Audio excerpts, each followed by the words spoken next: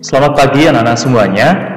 Baik, bagaimana kabarnya kalian hari ini? Ya, Pak Didi berharap anak-anak semuanya dalam keadaan yang sehat walafiat dan kita bisa melanjutkan kembali pertemuan kita dalam pembelajaran hari ini. Dan pada hari ini kita masih belajar di tema 2, subtema 1, khususnya untuk muatan pelajaran seni budaya dan prakarya. Nah, anak-anak semuanya, seperti biasa, di awal Pak Didi akan menyampaikan apa yang menjadi tujuan pembelajaran kita. Jika Anda bisa memperhatikan, di sini ada dua tujuan pembelajaran kita. Yang pertama, anak-anak diharapkan nanti mampu memahami pengertian nada, irama, dan tanda tempo. Kemudian yang kedua, nanti anak-anak juga diharapkan mampu memahami contoh nada, irama, dan tanda tempo. Ada dua poin yang menjadi pembelajaran kita hari ini, akan kita pelajari dan kita dalami secara bersama-sama. Mari kita langsung simak untuk materi pembelajaran kita hari ini. Hari ini kita belajar tentang tinggi dan rendahnya nada. Nah, jika kita memperhatikan pengertiannya, nada adalah bunyi yang beraturan. Dalam nada terdapat nada tinggi dan nada rendah. Tinggi dan rendahnya nada biasanya itu ditentukan oleh frekuensi bunyi.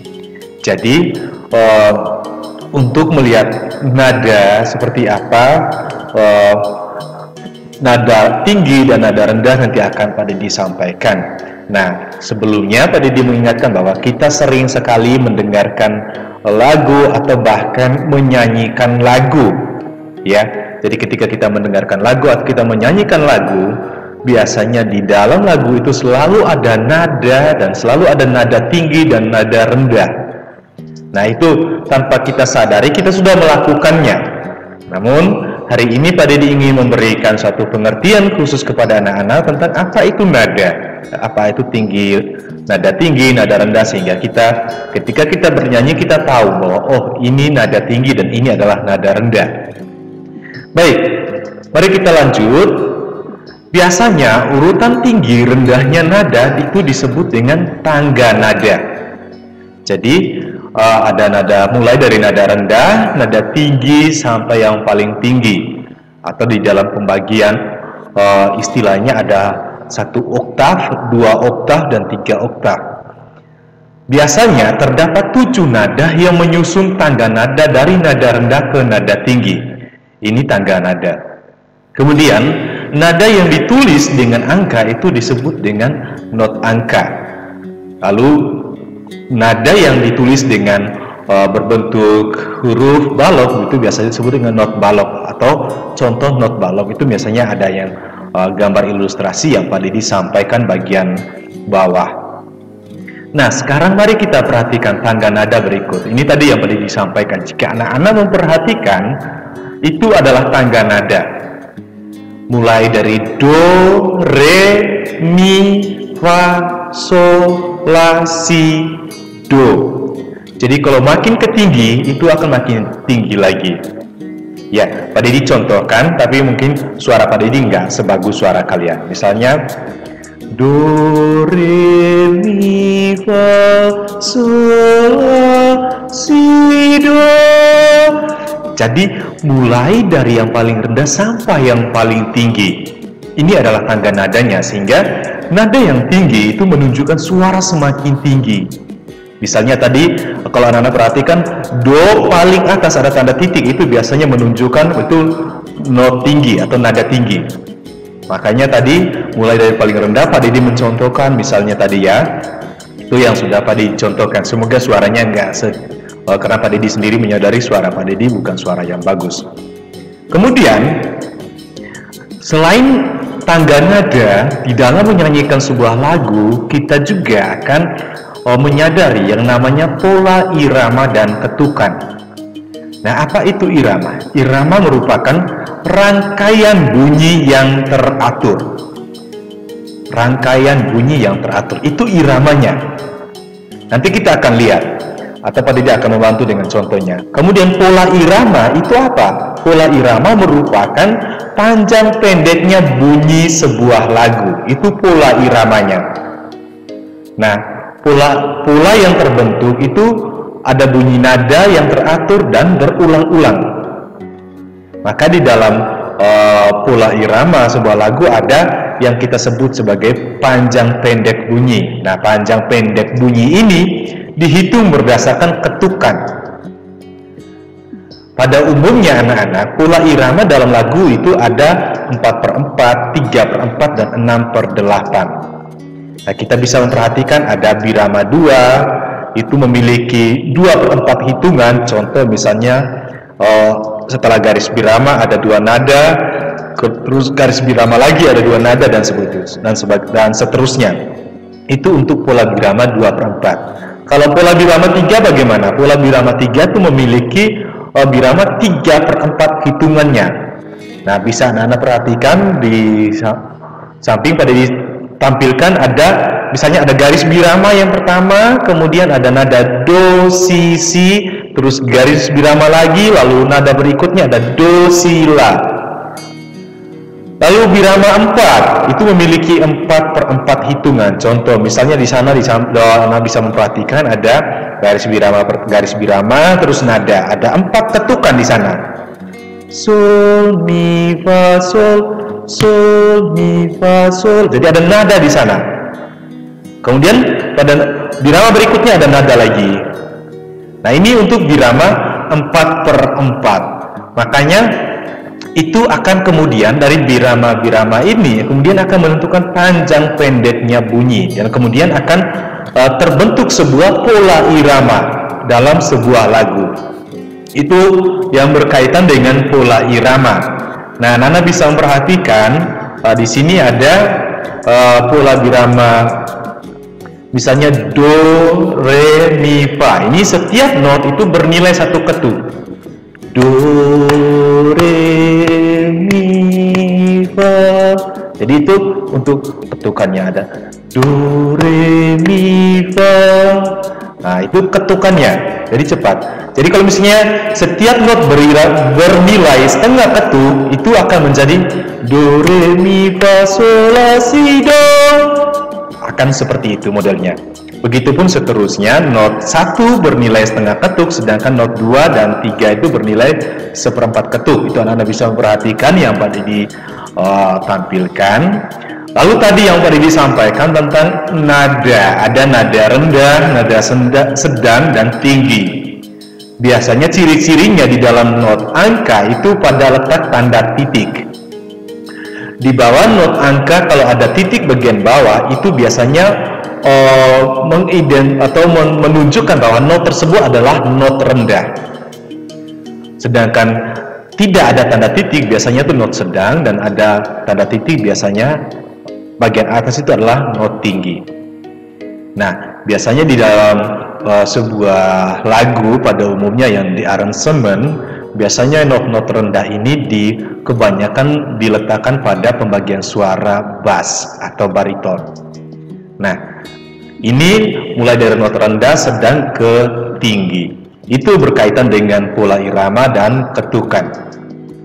Namun di dalam pola irama dan ketukan biasanya ada bunyi yang dihasilkan. Bunyi itu biasanya selalu berasal dari bunyi internal atau bunyi eksternal. Nah, apa itu bunyi internal? Bunyi internal ini dihasilkan dari tubuh kita. Misalnya bertepuk tangan,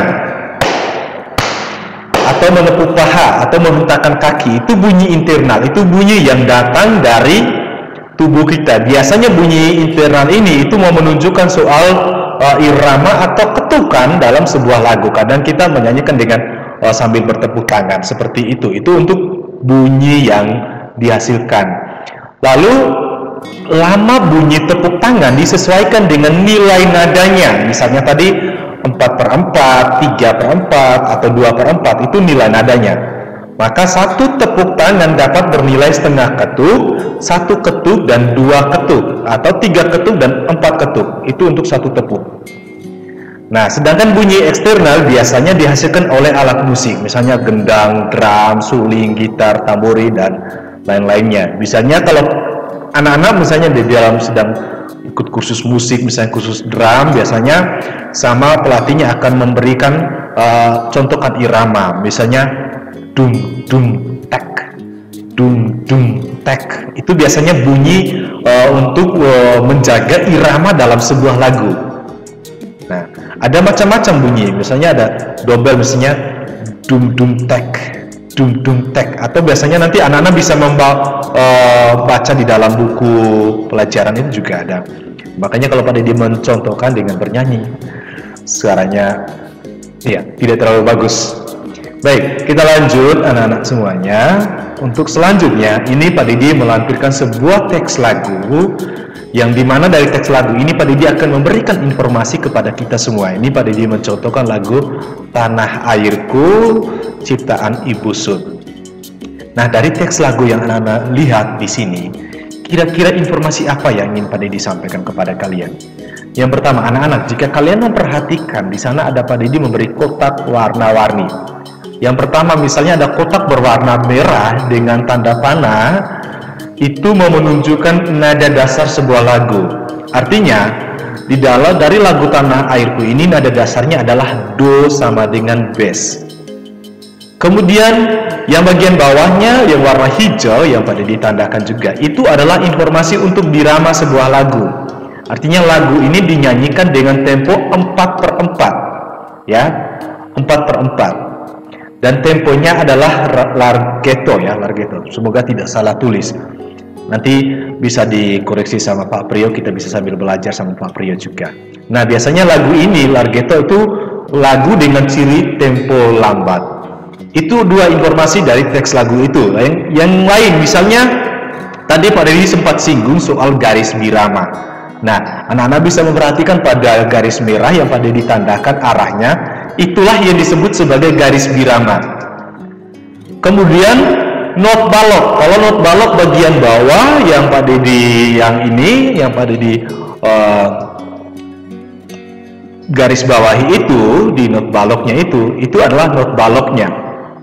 Kemudian yang Pak Dedi beri kotak berwarna merah itu adalah not angkanya. Sehingga anak-anak bisa membedakan mana yang menjadi not angka dan mana yang menjadi not balok.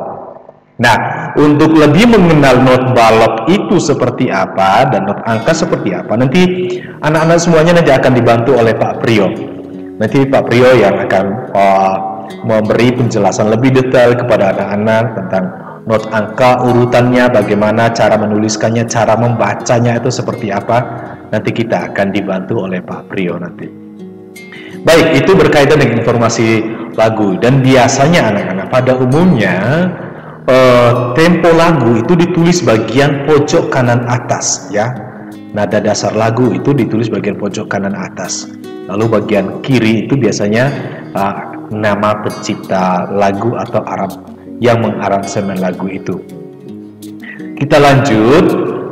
Yang materi lain yang kita dalami juga hari ini adalah berkaitan dengan tanda tempo. Ya, tadi kita sudah sempat singgung istilah tempo, ya, tempo lagu. Tempo lagu adalah cepat atau lambatnya lagu saat dinyanyikan. Nah, tanda tempo lagu berada di sebelah kiri atas dalam lagu. Ya, tadi sudah pada disampaikan, ya, maaf ya, koreksi, kiri atas, ya, berdekatan dengan birama, ya, birama dan nada dasarnya. Biasanya tempo lagu itu berhubungan dengan syair lagunya. Jadi misalnya kalau lagu itu cepat, biasanya informasi kita bisa tahu lagu itu bertempo cepat atau lambat dari informasi yang ada di lagu tersebut. Nah, tempo terdiri atas tempo lambat, sedang, dan cepat. Ini tiga pembagiannya. Tanda tempo terdiri atas tiga bagian, yaitu tempo lambat, tempo sedang, dan tempo cepat. Nah, lagu bertempo cepat itu biasanya menunjukkan suasana gembira dan kemegahan. Sedangkan lagu-lagu yang bertempo lambat itu biasanya menunjukkan suasana sedih atau hikmat. Ya, suasana sedih atau hikmat. Dan di dalam dunia seni musik ada alat yang untuk mengatur tempo lagu biasanya disebut sebagai metronome. Itu berkaitan dengan tanda tempo. Maka dari itu, tempo biasa ditulis dengan tanda tempo. Berikut ada istilah-istilah tanda tempo ya. Yang pertama, anak-anak bisa sambil memperhatikan. Tanda tempo cepat ada allegro, ada presto, dan ada vivace. Kemudian yang kedua ada tempo sedang. Tempo sedang ada moderato, ada andante, dan ada andantino. Tentu masih ada yang lainnya. Lalu yang ketiga ada tempo lambat, yaitu ada adagio, largo, lento, dan termasuk tadi yang Pak Dedi contohkan itu. Itu istilah-istilah yang terdapat di dalam tanda tempo. Baik anak-anak semuanya, setelah kita menyimak penjelasan yang Pak Dedi sampaikan tadi, maka Pak Dedi ingin memberikan latihan kepada kita. Silahkan jelaskan apa itu nada. Ya, apa itu nada? Lalu yang kedua, anak-anak diminta untuk menjelaskan apa itu tanda tempo dan sebutkan jenis-jenisnya. Tadi sudah Pak Dedi sampaikan, sudah Pak Dedi jelaskan. Silakan anak-anak mengerjakan dan menuliskannya di dalam buku latihan, kemudian dilampirkan ke dalam classroom sehingga diperiksa oleh Pak Dedi. Baik anak-anak semuanya, sekian dan terima kasih untuk pertemuan pembelajaran kita hari ini. Semoga anak-anak dapat memahaminya. Jika ada kesulitan silahkan bertanya kepada Pak Dedi atau bisa berkonsultasi dengan Pak Priyo yang lebih memahami seni musik. Terima kasih banyak. Doa berkat dan bimbingan Santo Petrus Canisius menyertai kita semua. Amin.